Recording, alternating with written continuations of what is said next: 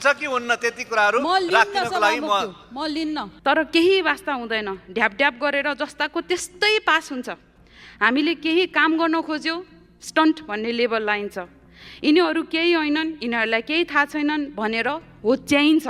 माननीय सुमना श्रेष्ठले प्रस्तुत गर्नुभएको विरोधको सूचना बहुमतले अस्वीकृत भएको घोषणा गर्दछु।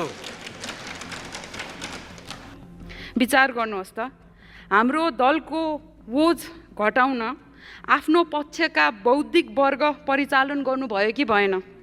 मिडियालाई उकास्नु भयो कि भएन? साइबर सेना परिचालन गर्नुभयो कि भएन?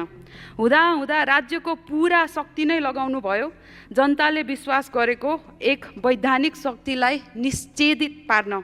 त्यो भनेको अहिलेको गतिमा काम गर्ने नै 16 वर्ष लाग्छ मन्त्रीज्यू। त्यो पनि भन्न चाहे 10,000 जनाको कुरा गर्नुहुन्छ, 40 लाख भन्दा बढी बचतकर्ता छन्। यो त्यत्रो सामर्थ्यको सानो अंश मात्र हाम्रो कुरा सुन्ने भए, हामीसँग मिलेर सहकार्य गर्न लगाउनु भएको भए आज व्यवस्थाको बचाउमा शब्द र समय खर्च गर्नु पर्दैन थियो। यो सदनले निकास दिन सकेन, जनतामा निराशा व्याप्त छँदैछ। युवाले कि त देश छोड्छ कि सडकमा आउँछ स्वागत जुलुस बनेर। त्यो स्वागत जुलुसका एक अराजक पात्र यहाँहरूका ठुला भनिएका दलहरूले हुर्काएर बढाएको हो।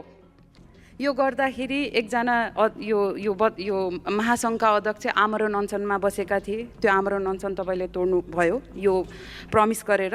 त्यसपछि यो आन्दोलनका सबै क्रियाकलाप रोक्ने भनेर यो 2 पटक जो एकजना एकदम प्रखर मान्यज्यूले पूर्व राजालाई स्वागत गर्न आएको जुलुस, जनताको आक्रोश सडकमा आएको हामीले सम्बोधन गर्नुपर्छ भन्नुभयो। उहाँको विश्लेषण एकदम ठिक छ। तर त्यो आक्रोश योभन्दा अगाडि 2079 सालको चुनावमा पनि पोखिएको थियो।